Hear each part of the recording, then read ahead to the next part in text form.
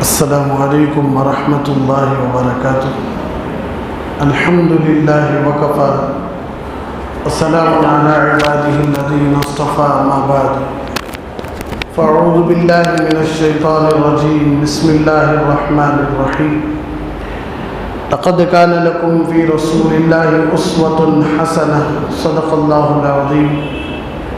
قال النبي صلى الله عليه وسلم: أنا ابن الذبيحين، أو كما قال عليه الصلاة والسلام۔ سبحان ربك رب العزة عما يصفون، وسلام على المرسلين، والحمد لله رب العالمين۔ اللهم صل على سيدنا محمد وعلى آل سيدنا محمد وبارك وسلم۔ اللهم صل على سيدنا محمد وعلى آل سيدنا محمد وبارك وسلم۔ اللهم صل على سيدنا محمد وعلى آل سيدنا محمد وبارك وسلم۔ میرے محترم و معزز دینی بھائیوں، اللہ رب العزت کی بارگاہ میں دعا کریں کہ اللہ رب العزت ہم سب کو آخری سانس تک حق بولنے کی، حق سننے کی، حق سمجھنے کی، حق سمجھانے کی، حق پر چلنے کی اور حق پر مرنے کی توفیق عطا فرمائے۔ سیرت النبی صلی اللہ علیہ وسلم کا 13واں درس ہے۔ اللہ کے نبی صلی اللہ علیہ وسلم نے ارشاد فرمایا: انا ابن الذبیحین، میں دو ذبیحوں کا بیٹا ہوں۔ تو آج انشاءاللہ اسی پر بات ہوگی۔ حضرت عبد المطلب 500 سال کے بعد اللہ تبارک و تعالیٰ نے زمزم کی جو ملکیت تھی، اللہ تبارک و تعالیٰ نے حضرت عبد المطلب کے حوالے کی۔ تو پچھلے ہفتے تفصیلاً بات آئی تھی کہ 500 سال تک بہت سارے لوگ اس کوشش میں تھے، اس تلاش میں تھے کہ جو زمزم کا جو کنواں ہے، جسے ہم موٹی زبان میں بوڑی کہتے ہیں، جو زمزم کا کنواں ہے، اگر وہ مل گیا تو ہمارے خاندان کا نام اور وہ زمزم پر ہماری ملکیت جم جائے گی۔ اس لیے جو بھی مکہ میں آتے وہ پہلی کوشش یہی کرتے کہ کسی نہ کسی طرح زمزم کا کنواں، اسی لیے اللہ کے نبی صلی اللہ علیہ وسلم نے ارشاد فرمایا کہ زمزم کا پانی جنت کے پانی سے بھی افضل ہے، اس لیے کہ جنت کا پانی اللہ نے کن بن جا فیکون تو بن گیا، لیکن جو زمزم کا پانی ہے یہ جنت کے پانی سے افضل اس لیے ہے کہ زمزم کے پانی میں اللہ نے 3 فضیلتیں رکھی ہیں۔ پہلی فضیلت حضرت سیدنا اسماعیل علیہ السلام کا قدم مبارک کہ حضرت اسماعیل علیہ السلام پتھر پر اپنے پیر رگڑنے کی وجہ سے اللہ نے اس پتھر کے نیچے سے پانی کے چشمے کو نکال کر دکھایا۔ دوسری فضیلت حضرت جبرائیل علیہ السلام کا پر اس پانی پر لگا ہے۔ تیسری فضیلت محمد الرسول اللہ صلی اللہ علیہ وسلم کا لعاب مبارک اس میں پڑا ہے، اللہ کے نبی صلی اللہ علیہ وسلم کا تھوک اس میں ملا ہوا ہے۔ اسی لیے علماء کہتے ہیں کہ جو بھی آدمی زمزم کو جس نیت سے پیے گا، اللہ تبارک و تعالیٰ اس کی نیت کو پورا کرے گا۔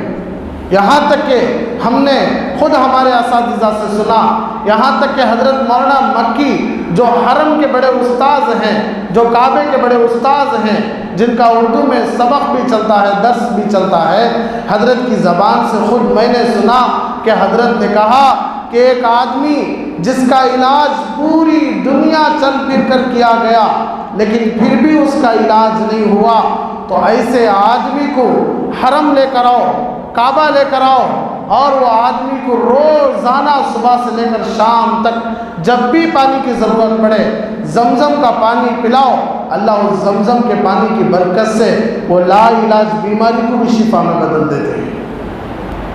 اتنی بڑی فضیلت زمزم کی۔ اسی لیے تاریخ ہو، ہسٹری ہو، سائنس ہو، ٹیکنالوجی ہو، پوری دنیا پریشان ہے، تعجب ہے کہ اتنے سالوں سے اتنا پانی کیسے آ رہا ہے، اور وہ بھی ایسا کہ چاروں طرف سے صرف پہاڑ ہی پہاڑ ہے، کوئی دریا نہیں ہے۔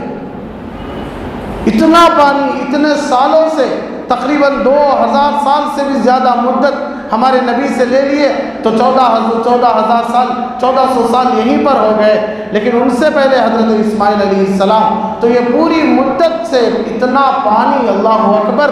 آج بھی الحمدللہ 60 لاکھ حاجی 5-5 لیٹر کے حساب سے لے کر آتے ہیں، اور سال بھر عامرین عمرہ کرنے والے 5 گورنمنٹ کی طرف سے لے کر آتے ہیں، لیکن آج بھی الحمدللہ زمزم کا پانی ختم نہیں ہوا۔ اسی لیے دنیا کے جتنے بھی پانی ہیں ان سارے پانی کو ایک طرف اور زمزم کے پانی کو ایک طرف رکھ دیا جائے تو زمزم کا پانی ہی افضل ہے۔ ہم نے خود ہمارے اساتذہ سے سنا ہے کہ زمزم کا پانی ہر مسلمان کے گھر میں رہنا یہ مسلمان کی شان ہے، کہ جو بھی آدمی آپ کو زمزم لا کر دے فوراً مت پیا کرو، تھوڑا تھوڑا اس میں پانی ڈال کر ملا کر روزانہ پیا کرو، اور اللہ سے نیتیں مانگ کر پیا کرو۔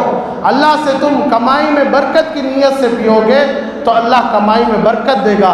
اگر تم اولاد کو پیدا ہونے کی نیت سے پیو گے اللہ اولاد دے گا۔ اگر تم بیپار میں نفع کے لیے پیو گے اللہ نفع دے گا۔ بچوں کی پڑھائی کے لیے اگر پیو گے تو اللہ بچوں کو پڑھائی دے گا۔ اگر بچیوں کے نکاح کے لیے اگر نیت کر کے پیو گے تو اللہ ضرور اپنی بچیوں کے نکاح کروائے گا۔ تو جس نیت سے پیا جائے زمزم انشاءاللہ اس نیت کو اللہ ضرور پورا کرے گا۔ اتنا فضیلت والا پانی، تو ایسے پانی کے کنویں کی ملکیت کوئی معمولی بات نہیں۔ 500 سال تک ہر آدمی کوشش کرتا کہ یہ جو فضیلت ہے ہمارے خاندان کو مل جائے، اس لیے کہ عرب میں یہ خاندان کی لڑائیاں گڈی میں پڑی ہوئی تھی۔ ہر آدمی چاہتا کہ میرا خاندان اونچا رہے، میرا خاندان اونچا رہے، لیکن لاکھوں کروڑوں درود و سلام ہو رحمت للعالمین صلی اللہ علیہ وسلم پر۔ اللہ کے نبی صلی اللہ علیہ وسلم نے آ کر دنیا کے جتنے بھی لوگ اپنے خاندانوں پر فخر کرتے ہیں ان سب پر اللہ کے نبی صلی اللہ علیہ وسلم نے پانی پھیر دیا کہ نہ کالے کو گورے پر فضیلت ہے، نہ گورے کو کالے پر فضیلت ہے، نہ عرب کو عجمی پر فضیلت ہے، نہ عجمی کو عربی پر فضیلت ہے۔ اگر اللہ کے پاس کسی کی عزت ہے تو ان لوگوں کی عزت ہے جو اللہ کے لیے جیتے اور اللہ کے لیے مرتے ہیں۔ خاندانوں کا فخر، خاندانوں کی شان، خاندانوں کا نام یہ صرف زبانی باتیں ہیں، یہ موت کے وقت کام نہیں آتی، یہ قبر میں کام نہیں آتی، یہ میدان حشر میں کام نہیں آتی۔ تو خاندانی عصبیت، خاندانی جھگڑے اللہ معاف فرمائے اس زمانے سے لے کر آج تک اور قیامت تک چلتے رہیں گے، لیکن اللہ کے نبی صلی اللہ علیہ وسلم نے صاف کہہ دیا کہ تم کون سے بھی خاندان کے ہو، یہاں تک کہ تم میرے خاندان سید کے بھی ہو، قریش کے بھی ہو، لیکن جب تک تم اللہ کے لیے عمل نہیں کرو گے، نبی کی سنتوں پر نہیں چلو گے تو وہ خاندان تمہیں اللہ کے عذاب سے نہیں بچا سکے گا۔ تو یہ خاندانی عصبیت جو تھی وہ اللہ کے نبی صلی اللہ علیہ وسلم نے ختم کر دی۔ تو عرب میں یہ چیز زیادہ تھی، لیکن اللہ کی شان، اللہ نے حضرت عبد المطلب کو خواب کے ذریعے بتایا کہ اصاف اور نائلہ جو بڑے بڑے بت جو صفا اور مروہ کی پہاڑی کے پاس رکھے ہوئے تھے، اللہ نے کہا کہ عبد المطلب یہاں پر کھودو تمہیں زمزم ملے گا۔ تو حضرت عبد المطلب اپنے بیٹے حارث، بعض کتابوں میں حرث، اپنے بڑے بیٹے کو لے کر گئے، اکیلے کھودنا شروع کرے، اکیلے پہاڑوں کو، اکیلے پتھروں کو پھوڑنا شروع کیے۔ تو عرب پورے کے پورے آنے لگے، مکے کے بڑے بڑے خاندان کے لوگ آنے لگے اور کہنے لگے کہ عبد المطلب ہمیں بھی اس میں حصہ لیں گے۔ تو حضرت عبد المطلب نے کہا نہیں نہیں، میرا اللہ مجھے دکھایا ہے تو یہ جو زمزم کی فضیلت ہے مجھے ہی ملنے والی ہے، کسی کو حصہ نہیں ملے گا۔ تو پورے کے پورے مکہ والے ایک طرف ہو گئے، لیکن حضرت عبد المطلب اکیلے تھے اور ان کا بیٹا ساتھ میں تھا۔ تو سب مذاق اڑاتے کہ عبد المطلب اتنا بڑا کنواں جو 500 سال سے زمین کے اندر دب گیا ہے، ایسے کنویں کو ایک بوڑھے اور ایک اپنے جوان بیٹے کو لے کر اتنا لمبا کیسا کھودو گے؟ تو حضرت عبد المطلب نے کہا میں اللہ سے دعا کرتا ہوں کہ اللہ مجھے بیٹے نصیب فرمائے۔ تو اللہ نے ان کی دعائیں سنی تو اللہ نے ان کو 10 بیٹے دیے۔ پھر بھی حضرت عبد المطلب نے اللہ سے منت مانگی کہ اللہ اگر زمزم کا جو کنواں ہے اگر وہ مل گیا تو میں میرے 10 بیٹوں میں سے ایک بیٹے کو ذبح کروں گا۔ عرب میں ایسی منتیں مانگی جاتی تھی۔ منتوں کے بعد سے اعتبار سے ایک بات بتانے کی ہے کہ بہت سارے لوگ منتیں مانگتے ہیں۔ اللہ کے نبی صلی اللہ علیہ وسلم نے دین بہت آسان رکھ کے گئے ہیں۔ کوئی کہتے ہیں کہ 1,25,000 بار اپنے گھر میں بیٹھ کر لا الہ الا انت سبحانک انی کنت من الظالمین پڑھا کرو، تمہارے گھروں سے تکلیفیں دور ہو جائیں گی۔ قرآنی آیت ہے، بہت اچھی آیت ہے، لیکن 1,25,000 بار پڑھنا بڑا مشکل کام ہے، بے ادبی ہوتی ہے، لوگ پڑھنے میں سستی کرتے ہیں۔ کوئی آدمی منت مانگ لیتا ہے کہ اللہ مجھے کمائی میں نفع مل گیا تو میں 2 بکرے آپ کے نام پر ذبح کروں گا۔ تو جب منت پوری ہو جاتی ہے، جب ذبح کرنے کا وقت آتا ہے تو کوئی دبلا سا پتلا سا جانور جس کی قیمت بہت کم ہوتی ہے، جو مالی اعتبار سے بہت کم ہوتا ہے، جو دیکھنے کے اعتبار سے بہت کمزور ہوتا ہے، ایسا جانور لے کر اللہ کے نام پر ذبح کر دیتے ہیں، اس لیے کہ منت پوری کرنا ہے۔ اب چیز قیمتی زیادہ ہے تو اللہ کے نبی صلی اللہ علیہ وسلم اور اسی طرح صحابہ اسی طرح علماء کہتے ہیں آپ کی طاقت جتنی ہے اتنی منت مانگا کرو۔ آپ یہ منت مانگ لو کہ اللہ میرا فلاں کام ہو گیا میں 2 رکعت نماز پڑھوں گا، اے اللہ میرا فلاں کام ہو گیا تو میں ایک روزہ رکھوں گا، اے اللہ میرا فلاں کام ہو گیا تو میں 100 روپیہ صدقہ کروں گا، اس لیے کہ ہر آدمی کر سکتا ہے اور یہ کرنے میں کوئی تکلیف بھی نہیں، کوئی بوجھ بھی نہیں۔ لیکن جب اللہ کو شان دکھانے کے لیے ہم اتنے غریبوں کو کھانا کھلائیں گے، ہم اتنے جانور ذبح کریں گے، ہم اتنے روپے خرچ کریں گے، یہ کہہ کر منت مانگ کر اللہ کام بھی جلدی کرا دیتے ہیں، لیکن اس کی نحوست سے کئی سال لگ جاتے ہیں کہ منت پوری نہیں کرتی۔ اللہ کے نبی صلی اللہ علیہ وسلم نے ارشاد فرمایا جب اللہ سے منت مانگ لیے، اور منت صرف اللہ سے مانگنا ہے، اللہ سے مانگ لیے ہیں، آپ کا کام پورا ہو گیا تو فوراً جلدی اپنی منت کو پوری کرو۔ تو حضرت عبد المطلب شریعت محمدی، حضرت محمد مصطفیٰ صلی اللہ علیہ وسلم کی شریعت نہیں آ کر تھی، اس لیے حضرت عبد المطلب جوش میں منت مانگ لیے کہ اللہ اگر زمزم کا کنواں مل گیا تو میں میرے 10 بیٹوں میں سے ایک بیٹے کو ذبح کروں گا۔ تو اللہ کی شان، زمزم کا کنواں مل گیا۔ اب خواب میں نظر آنے لگا کہ عبد المطلب تمہیں جو منت مانگے تھے وہ منت پوری کرو، ایک مینڈا ذبح کریں، پورے غریبوں کو کھانا کھلائیں۔ تو پھر بھی دوسرے دن خواب میں عبد المطلب جو تمہیں منت مانگے تھے وہ پوری کرو۔ تو حضرت عبد المطلب نے ایک گائے اور ایک بیل ذبح کی اور پورے غریبوں کو کھانا کھلایا۔ پھر تیسرے دن اللہ نے پھر خواب میں آواز دی کہ عبد المطلب تمہیں جو منت مانگے تھے وہ منت پوری کرو۔ تو حضرت عبد المطلب ایک اونٹ ذبح کیے، پھر پورے مکہ والوں کو غریبوں کو دعوت دیے۔ تو پھر بھی چوتھے دن آواز آئی کہ عبد المطلب تم نے مینڈے کی، تم نے گائے کی، تم نے اونٹ کی منت نہیں مانگی تھی، تم نے اپنے بیٹے کی قربانی کی منت مانگی تھی، اپنے بیٹے کی قربانی دو۔ تو جب عبد المطلب کتابوں میں لکھ کر ہے کہ حضرت عبداللہ جو سب سے چھوٹے تھے، جب قرعہ ڈالا گیا کہ 10 بیٹوں میں سے کون سے بیٹے کو ذبح کرنا ہے، 10 بیٹوں میں سے کون سے بیٹے کو اللہ کے نام پر گلا کاٹنا ہے، تو جب یہ بات آئی تو قرعہ ڈالا گیا، چٹھی ڈالی گئی، تو اللہ کی شان سب سے پہلے نام حضرت عبداللہ کا ہے جو ہمارے نبی کے ابا تھے، حضرت عبداللہ کا نام آیا۔ اور سب سے خوبصورت پورے عرب میں کیا پوری دنیا میں اتنا خوبصورت بچہ نہیں تھا جتنے خوبصورت ہمارے نبی کے ابا حضرت عبداللہ تھے، بڑے خوبصورت تھے، اس لیے کہ محمد الرسول اللہ صلی اللہ علیہ وسلم کے ابا جو تھے تو پورے کے پورے عرب تعجب میں پڑ گئے کہ عبد المطلب کیا اپنے چھوٹے سے معصوم بچے جو خوبصورت بچے عبداللہ ہیں ان کو ذبح کرو گے؟ تو کہنے لگے کیا کروں، اللہ کی طرف سے بات بھی ہے मन्नत भी मांग लिया हूँ, मैं अपने बेटे को ज़बह करना ही पड़ेगा। तो कहकर अपने बेटे को ज़बह करने के लिए गए तो हज़रत अब्बास कहते हैं मेरी उम्र जब 3 साल की थी, जब मेरे अब्बा अब्दुल मुत्तलिब मेरे छोटे भाई अब्दुल्ला पर जब गले पर चाकू चला रहे थे तो मैंने अब्बा को ठेल कर अब्दुल्ला को खींच लिया था, मुझे अभी भी याद है, मैंने ज़बह करने नहीं दिया।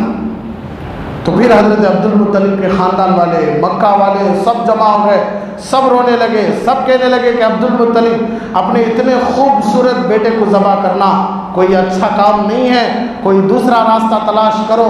तो अब्दुल मुत्तलिब ने कहा कि क्या रास्ता तलाश करूं?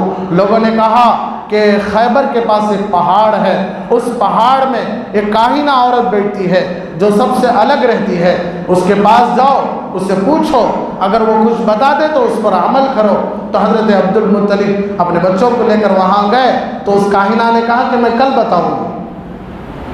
तो फिर दूसरे दिन अब्दुल मुत्तलिब खुद गए तो अब्दुल मुत्तलिब से उस काहिना औरत ने कहा कि देखो ये जो बच्चा है बड़ा कीमती बच्चा है, अब्दुल्ला जो हैं ये बड़े कीमती बच्चे हैं, इनके ख़ानदान में, इनकी नस्ल में बड़ी ज़बरदस्त काम चलने वाली है, बड़ा ज़बरदस्त काम चलने वाला है, इसलिए ऐसा करो कि अब्दुल्ला का नाम एक चीटी में लिखो और दूसरी चीटी में 10 ऊँट के नाम लिखो। अब चीटी उड़ाते जाओ, जब तक ऊँटों का नाम आता रहेगा, अब्दुल्ला का नाम नहीं आएगा, उस वक्त तक उड़ाते जाओ, जितने ऊँट आ जाएंगे उतने ऊँटों को ज़बह करना पड़ेगा। तो अल्लाह की शान 10-10 ऊँटों के नाम लिखते डालते तो अब्दुल्ला का नाम आता, फिर 10-10 ऊँट नाम लिखते, फिर चिड़ी उड़ाते तो अब्दुल्ला का नाम आता, ऐसे 100 ऊँट तक उड़ाते गए तो 100वें ऊँट में हज़रत अब्दुल्ला का नाम नहीं आया, 100 ऊँट का नाम आया। तो लोगों ने कहा कि अब्दुल मुत्तलिब 100 ऊँट ज़बह करो, इसलिए कि अब्दुल्ला को अल्लाह ने बचा लिया है। तो हज़रत अब्दुल मुत्तलिब ने कहा एक बार ही उड़ाया हूँ, 2 बार उड़ाऊँगा। 2 बार उड़ाए तो फिर भी 100 ऊँट, तीसरी बार उड़ाए तो तीसरी बार भी 100 ऊँट। तो अब अब्दुल मुत्तलिब ने कहा कि अब मैं 100 ऊँट ज़बह करूँगा। अल्लाह ने बचा लिया। इसीलिए हमारे नबी कहा करते थे अना इब्नु ज़बीहैन, मैं 2 ज़बी शुदा का बेटा हूँ, इसलिए कि मेरे अब्बा के गले पर भी चाकू चली थी और मेरे दादाओं में से एक दादा हज़रत इब्राहीम के बेटे हज़रत इस्माइल अलैहिस्सलाम के गले पर भी चाकू चली थी। अल्लाह ने हज़रत इस्माइल अलैहिस्सलाम को भी बचा लिया था, अल्लाह ने मेरे अब्बा हज़रत अब्दुल्ला को भी गले पर चाकू चलने से बचा लिया था, इसलिए मैं 2 ज़बीहों का बेटा हूँ। तो ये शान थी हज़रत अब्दुल्ला की, बड़े खूबसूरत, बड़े खूबसीरत, बहुत खामोश मिजाज, हर हमेशा खामोश रहते कि सारा का सारा अरब ये कोशिश करता कि अपनी बच्चियों की शादी हज़रत अब्दुल्ला से कराई जाए, इसलिए कि ऐसा ज़माना कि जो ज़माना इतना बदतरीन था कि शराब को पानियों की तरह पिया करते थे, सूद आम था, कत्ल आम था, बच्चियों को जिंदा दफन करते थे, छोटे बड़ों पर जुल्म, बड़े छोटों पर जुल्म, माँ बाप पर जुल्म, औरतों पर जुल्म, एकदम अंधेरा ही अंधेरा, पूरी दुनिया में गुनाह ही गुनाह। जो हज़रत ईसा अलैहिस्सलाम के बाद 500 साल तक लोगों में अंधेरा ही अंधेरा, ना अल्लाह का तारुफ है, ना कोई दीन है, सिर्फ चंद लोग हैं जो हज़रत ईसा अलैहिस्सलाम के दीन पर चलने वाले, बकिया जितने भी थे सब के सब सही रास्ते से हटे हुए थे।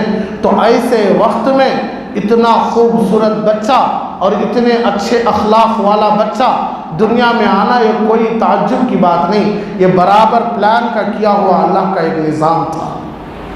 अल्लाह हमारे नबी को दुनिया में भेजना चाहते थे, अल्लाह गुनाह के अंधेरे को ख़त्म करना चाहते थे, अल्लाह जुल्म को ख़त्म करना चाहते थे, अल्लाह इंसाफ को बढ़ाना चाहते थे, अल्लाह इंसानों के अंदर इंसानियत को पैदा करना चाहते थे, इसलिए अल्लाह ने हज़रत अब्दुल्ला के गले पर चाकू चलने से बचा लिया था।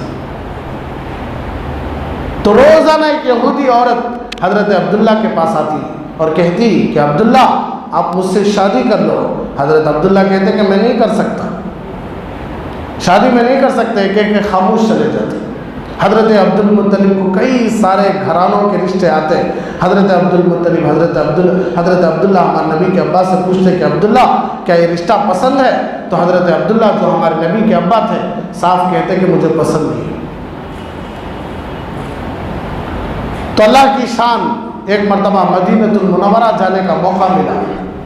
حضرت عبداللہ کسی کام کی وجہ سے مدینہ گئے تھے، تو بنو زہرہ کی عورتوں میں سے ایک عورت، بنو زہرہ کی بچیوں میں سے ایک چھوٹی سی، ایک معمولی سی، ایک سادی سی بچی جو کھڑے ہو کر کنویں کے پاس پانی پکڑ رہی تھی، اس کی جو چہرے میں خوبصورتی، اس کی عادتوں میں، اس کی عادتیں، اس کے آنکھوں میں حیا، اس کے اندر شرم و حیا حضرت عبداللہ کو دیکھتے ہی پسند آ گئی۔ حضرت عبداللہ نے فوراً اپنے ابا کے پاس، حضرت عبدالمطلب کے پاس گئے، جا کر کہنے لگے کہ ابا جان، مدینۃ المنورہ میں بنو زہرہ کی عورت ایک عورت ہے، ابا جان میں اس عورت سے شادی کرنا چاہتا ہوں، آپ جاؤ اس عورت کے گھرانے سے رشتہ مانگ کر آؤ۔ وہی ہمارے نبی کی امی حضرت آمینہ تھی، بڑی خوبصورت، بڑی خوبصورت، کہ محمد الرسول اللہ صلی اللہ علیہ وسلم جن کے پیٹ سے دنیا میں جنم لے کر باہر آئے، تو سوچ کر دیکھو اس ماں کا کیا کہنا۔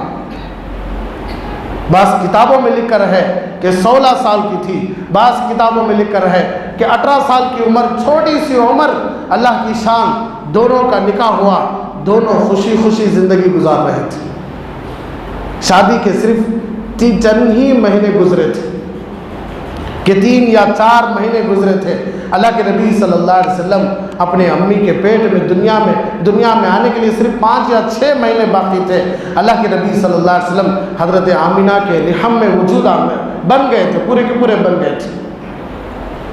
تو اس زمانے میں لوگ بیپار کے لیے 10 مہینے کے لیے، 4 مہینوں کے لیے، 6 مہینوں کے لیے بیپار کرنے کے لیے اپنے گھروں کو چھوڑ کر چلے جاتے تھے، اس لیے کہ مکہ ایک چھوٹا سا گاؤں تھا، جہاں کوئی کھیتی باڑی نہیں کر سکتے، جہاں کوئی مالی اعتبار سے کوئی ذرائع نہیں، جو دیکھنے کے اعتبار سے بھی خوبصورت نہیں، چاروں طرف سے پہاڑ اور درمیان میں ایک چھوٹا سا قریہ۔ اس لیے لوگ اپنا پورا بیپار کا مال لے کر کبھی ملک شام جاتے، کبھی روم جاتے، کبھی فارس جاتے، بڑے بڑے ملکوں کو جا کر بیپار کرتے۔ تو حضرت عبداللہ بھی سفر کی تیاری شروع کرنے لگے۔ حضرت عبداللہ جب اپنے سارے بیچنے کی چیزیں تھیلے میں رکھ کر موٹے باندھ رہے تھے، نئی نویلی دلہن ہمارے نبی گود میں آ چکے ہیں، ہمارے نبی حضرت آمینہ کے پیٹ میں آ چکے ہیں، حضرت آمینہ کہ آنکھوں میں سے آنسو نکل رہے ہیں، حضرت آمینہ آنکھوں سے کہہ رہی ہیں کہ شادی ہو کر صرف 2 یا 3 مہینے ہی ہوئے ہیں، اتنا جلدی جانے کی کیا ضرورت ہے، آپ اگلے سال بھی جا سکتے ہیں۔ تو حضرت عبداللہ حضرت آمینہ کی آنکھوں میں سے آنسو دیکھ کر سمجھ گئے کہ بیوی کو تکلیف ہو رہی ہے۔ تو حضرت آمینہ سے حضرت عبداللہ نے کہا کہ آمینہ بس 3 یا 4 یا 5 مہینے کی بات ہے، یوں جاؤں گا، یوں کما کر واپس آ جاؤں گا، بچہ بھی تو آ رہا ہے دنیا میں، گھر کے خرچے بھی ہیں اور ہمارا گھر بھی بڑھنے والا ہے، تو آمینہ گھر بیٹھے میں کیا کر سکتا ہوں، آمینہ صبر کرو، بس 3 یا 4 مہینے کی بات ہے، میں جاؤں گا اور یوں واپس آ جاؤں گا۔ یہ کہہ کے اپنا پورا سامان باندھ لیے، گھر سے نکلتے نکلتے اپنی بیوی سے کہنے لگے کہ آمینہ جب میں واپس آؤں گا تو تم دروازے پر تیار کھڑی رہ کر میرا استقبال کرنا۔ تو حضرت آمینہ کے آنکھوں میں سے آنسو ختم ہوئے، چہرے پر ہنسی آئی، حضرت عبداللہ قافلے کے ساتھ نکل گئے۔ تو یہاں اللہ کے نبی صلی اللہ علیہ وسلم ماں کے پیٹ میں ہیں، اور اللہ تبارک و تعالیٰ عجیب عجیب چیزیں حضرت آمینہ کو دکھا رہا ہے کہ حضرت عبدالمطلب کی بیوی آ کر کہنے لگی کہ جی تمہاری بہو جہاں کہیں بھی بیٹھتی ہے وہاں خوشبو ہی خوشبو ہے، آپ کی بہو جس پلیٹ میں کھانا کھاتی ہے اس پلیٹ میں خوشبو ہے، آپ کی بہو جس چیز کو ہاتھ لگاتی ہے اس میں خوشبو ہے، معلوم تو کرو کہ اتنا قیمتی عطر کہاں سے لاتی ہے۔ تو حضرت عبدالمطلب حضرت آمینہ جو ہمارے نبی کی امی ہیں ان کو بلا کر پوچھنے لگے کہ آمینہ یہ جو خوشبو ہے کہاں سے منگاتی ہو، میں تو بڑے بڑے خوشبوئیں سو کر ہوں لیکن یہ ایسی خوشبو، کہنے لگی ابا جان یہ کوئی قیمتی خوشبو میں نے کہیں سے نہیں منگوایا، یہ تو میرے اندر کے پیٹ کے بچے کی برکت ہے، یہاں تک کہ میں جہاں تھوکتی بھی ہوں وہاں بھی خوشبو۔ حضرت آمینہ کہتی ہیں کہ جب میں مکہ کی عورتوں کے ساتھ پانی ڈبونے کے لیے جاتی تو پانی نیچے ہوتا تھا، لیکن جب میں سامنے جاتی تو پانی پورا کا پورا اوپر آ جاتا، میری برکت سے ساری کی ساری عورتیں پکڑ لیتی، اس لیے کہ محمد الرسول اللہ صلی اللہ علیہ وسلم دنیا میں آنے والے تھے، اللہ دنیا کو بتانا تھا کہ جو نبی آنے سے پہلے نبی کے ماں کے کام خود اللہ کروا رہا تھا، کہ پورے جھاڑی، پورے درخت، پورے کانٹوں دار درخت ایک ساتھ مل کر حضرت آمینہ کے لال کو سلام کرتے، الصلاۃ والسلام علیک یا رسول اللہ۔ تو یہ سلام سن کر حضرت آمینہ گھبرا کر بھاگ جاتی کہ یہ کسے سلام کر رہے ہیں؟ کبھی پتھر سلام کرتے، کبھی کنکر سلام کرتے، کبھی درخت سلام کرتے، تو کبھی بھی پیٹ میں درد بھی نہیں، قے بھی نہیں، چکر بھی نہیں، کوئی تکلیف بھی نہیں۔ حضرت آمینہ کے گود میں محمد رسول اللہ صلی اللہ علیہ وسلم جی رہے۔ یہ جو باتیں ہو رہی اس کے بعد چند ہی مہینے گزرے تھے، اللہ کی شان، جو قافلہ گیا تھا وہ قافلہ واپس آیا تو حضرت آمینہ جلدی تیار ہو گئی۔ حضرت آمینہ دروازے کے سامنے کھڑی ہو گئی۔ حضرت آمینہ دیکھ رہی تھی کہ سارے کے سارے لوگ آ گئے تو بچے دوڑتے گئے، اپنے ابا سے لپٹنے لگے، ماں بیویاں گئی اپنے شوہروں سے لپٹنے لگی، ماں باپ اپنے بچوں سے گلے مل رہے ہیں، سب کے سب رشتہ دار، سب کے سب جتنے بھی لوگ بیپار کو گئے تھے سب واپس آ گئے، لیکن آمینہ کے گھر میں کوئی واپس نہیں آیا۔ حضرت آمینہ دوپہر تک انتظار کرے، پوری کی جو ہنگامہ ہوتا تھا، مستقل ایک ہنگامہ ہوتا تھا کہ جو بیپار کا قافلہ جاتا تھا جب وہ واپس آتا تھا تو پورے مکے میں خوشیاں ہوتی تھی، ہر گھر میں خوشی تھی، لیکن آمینہ کے گھر میں اندھیرا تھا۔ حضرت آمینہ دوپہر تک انتظار کرنے لگی، شام تک انتظار کرنے لگی، عبداللہ کی کوئی خبر نہیں۔ 18 سال کی بچی، نئی نویلی دلہن، شادی ہو کر صرف 4 مہینے ہوئے ہیں۔ اللہ کے نبی صلی اللہ علیہ وسلم کی ماں حضرت آمینہ اپنے ابا حضرت عبد المطلب کے پاس جاتی ہیں اور کہتی ہیں کہ عبد المطلب، ابا جان، ابھی تک عبداللہ کا کوئی نام و پکارا نہیں ہے۔ تو حضرت عبد المطلب نے فوراً قافلے والوں سے پوچھا کہ بھائی میرا بیٹا عبداللہ تمہارے ساتھ آیا تھا، وہ کہاں ہے؟ تو سارے قافلے والے اپنے سروں کو جھکا لیے۔ تو حضرت عبد المطلب نے کہا کیا بات ہے؟ نہیں، معاف کرنا عبد المطلب، آپ کا بیٹا عبداللہ دنیا سے جا چکا ہے۔ عمر 20 سال یا 20-50 سال کی عمر، چھوٹی عمر ہمارے نبی کے ابا کی، چھوٹی عمر میں نکاح ہوا، اور چھوٹی عمر میں حضرت آمینہ کا نکاح ہوا۔ چھوٹی عمر میں اللہ کے نبی کو اللہ کے نبی کے ابا کو اللہ نے بلا لیا۔ تو حضرت عبد المطلب سنتے ہی پوچھنے لگے ایک سب کیسے ہوا؟ تو لوگوں نے کہا کہ جب ہم مکے سے نکلے تو بنو زہرہ مدینہ تک پہنچے تھے تو عبداللہ کو بخار بہت زیادہ ہو گیا۔ جب بخار بہت زیادہ ہو گیا تو ان کے سسرال والوں نے کہا کہ عبداللہ کی دیکھ بھالی ہم کریں گے، آپ جاؤ۔ لیکن جب ہم واپس آئے تو کیا دیکھتے ہیں کہ عبداللہ کی خبر بنی ہوئی۔ تو حضرت عبداللہ عبد المطلب، میں تو کہتا ہوں کہ آپ اس باپ سے پوچھو کہ جن کی بچی کا 6 یا 7 مہینے میں طلاق ہو جاتا ہے تو کتنا درد ہوتا ہے۔ یہ تو طلاق نہیں، آپ اس باپ سے بھی پوچھو کہ جن کی بچی کا 4 یا 5 مہینے شادی ہو کر ہے، داماد مر جاتا ہے تو کتنا درد ہوتا ہے۔ باپ تو باپ ہے، لیکن اس بیوی پر کیا گزری ہوگی جس کا شوہر پوری کائنات میں سب سے خوبصورت رشتہ۔ اسی لیے میاں بیوی کا رشتہ یہ سب سے خوبصورت رشتہ ہے۔ اللہ اس رشتے کو نبھانے کی توفیق عطا فرمائے۔ اسی لیے اللہ نے کہا آپ پورے گاؤں میں نام کماؤ، پورے گاؤں میں نام کماؤ، پوری دنیا میں نام کماؤ۔ اگر آپ کی بیوی کہہ دے کہ آپ نیک نہیں ہے، اللہ کی قسم آپ کو جنت نہیں ملتی۔ اللہ کے نبی صلی اللہ علیہ وسلم نے ارشاد فرمایا خیرکم خیرکم لأہلہ وانا خیرکم لأہلہ، تم میں سب سے اچھا وہ ہے جو اپنے بیوی اور اپنے بچوں کے لیے اچھا ہوتا ہے۔ باہر والوں کے لیے تو دیکھ دکھا کر خرچ کرنا، کھلانا، خرچ کرنا یہ تو بڑی آرام کی بات ہے، ہر آدمی دکھاوے کے لیے کر سکتا ہے، لیکن بیوی بچوں پر اپنے دل کو کھلا رکھنا، بیوی بچوں کی غلطیوں کو معاف کرنا، بیوی بچوں پر رحم کرنا، یہ ہر کسی کو نہیں ہو سکتا، جن کو اللہ توفیق دیتے انہیں کو ہو سکتا ہے۔ اسی لیے جو رشتہ دنیا میں شروع ہوتا ہے وہ رشتہ جنت میں بھی باقی رہتا ہے۔ بقیہ جتنے بھی رشتے، یہاں تک کہ ماں کا رشتہ بھی ختم جنت میں، باپ کا رشتہ بھی ختم، بھائی بہنوں کا رشتہ ختم، ہر ایک رشتہ ختم، صرف جنت میں ایک ہی رشتہ میاں اور بیوی کا، باقی جتنے بھی رشتے اللہ نے سب ختم کر دیے، اس لیے کہ شروع ہوا جنت سے اور ختم بھی ہوگا انشاءاللہ جنت میں۔ اسی لیے سب سے خوبصورت رشتہ حضرت عبداللہ اور حضرت آمینہ، پوری کائنات کا سب سے خوبصورت رشتہ۔ لیکن جب عبد المطلب آئے اپنی بہو حضرت آمینہ کے سامنے آتے ہی آنکھوں میں سے آنسو نکل گئے اور کہنے لگے آمینہ عبداللہ کا انتقال ہو گیا ہے۔ یہ سننا ہی تھا۔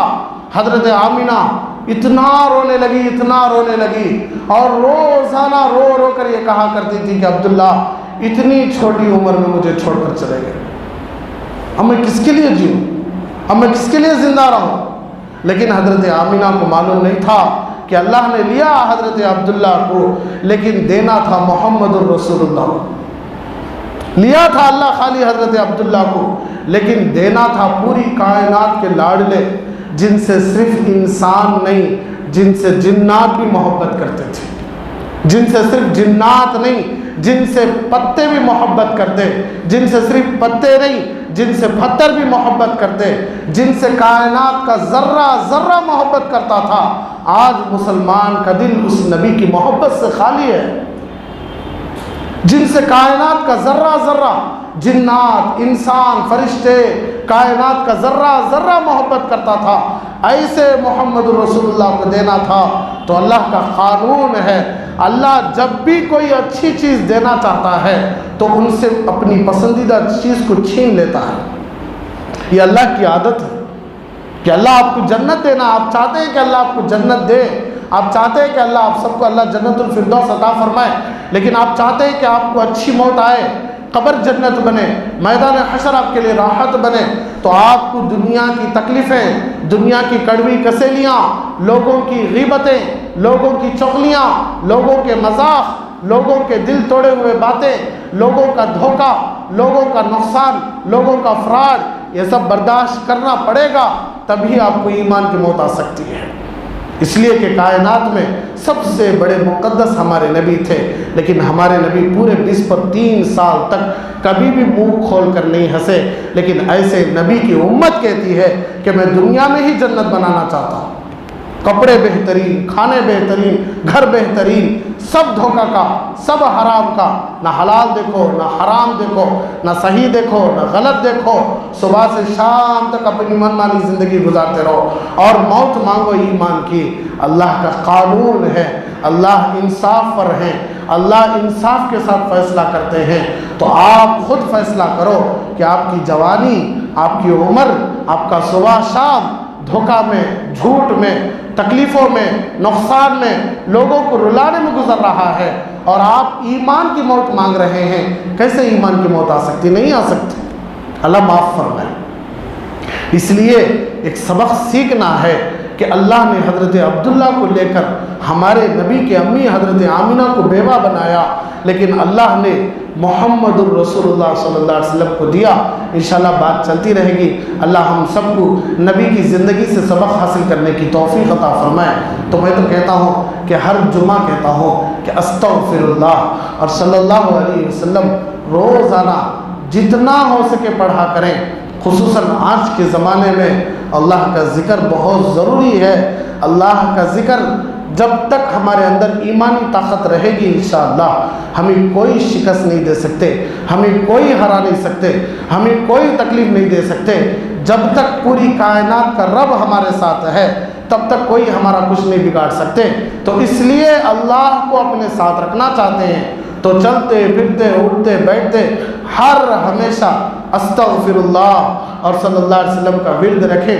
لیکن اس جمعہ ایک نیا ذکر اللہ کے نبی صلی اللہ علیہ وسلم نے ارشاد فرمایا، جو کوئی بھی آدمی ایک بار جزا اللہ عنا محمد ما هو اہلہ صلی اللہ علیہ وسلم ایک بار پڑھتا ہے، اللہ اسے 3 سال تک نیکیاں کرنے کا ثواب لکھتے ہیں۔ ایک بار جزا اللہ عنا محمد ما هو اہلہ صلی اللہ علیہ وسلم ایک بار پڑھنے سے 70 فرشتے 1000 دن تک نیکیاں لکھتے رہیں گے۔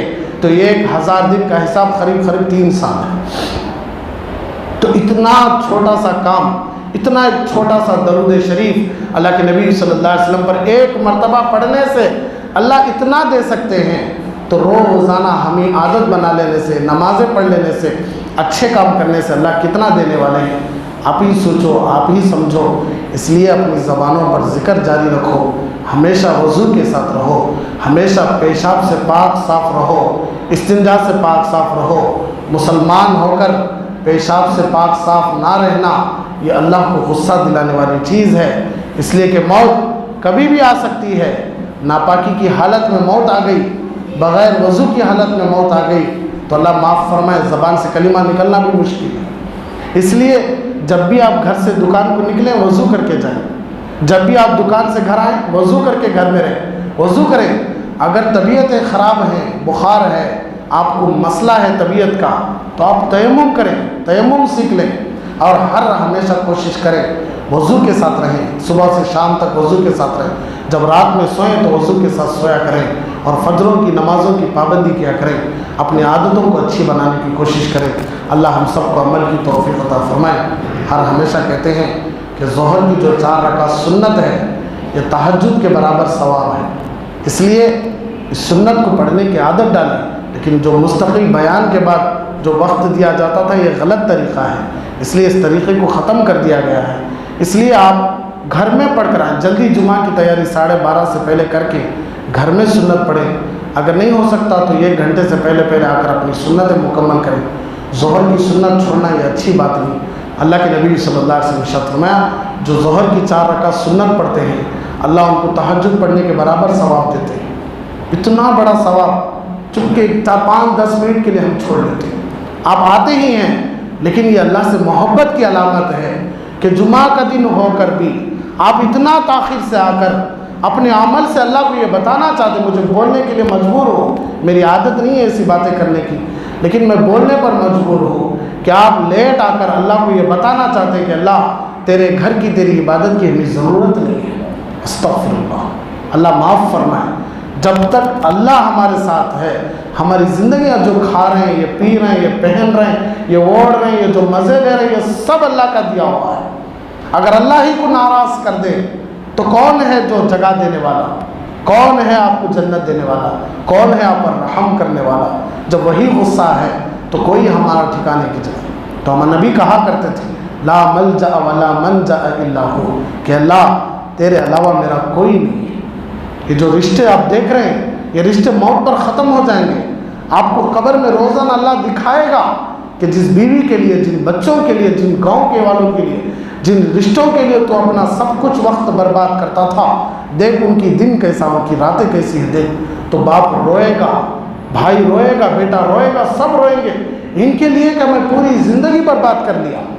یہ آپ یہاں مزہ کرتے رہیں گے، آپ قبروں میں تڑپتے رہیں گے، لیکن یہ شادیوں میں، فنکشنوں میں، دعوتوں میں کھاتے رہیں گے، پیتے رہیں گے، مزے اڑاتے رہیں گے۔ آپ کو بھول بھی جائیں گے آپ تھے اور نہ تھے، آپ کو آپ کی قبر تک آپ کو یاد نہیں رہے گی خاندان والوں کا۔ اس کے لیے اللہ کو چھوڑنا یہ عقل مندی کی بات ہے۔ اس لیے ہر نیکی کے کام کو معمولی نہ سمجھیں، کرتے رہیں اللہ کے لیے کرتے رہیں۔ اللہ ہم سب کو عمل کی توفیق عطا فرمائے۔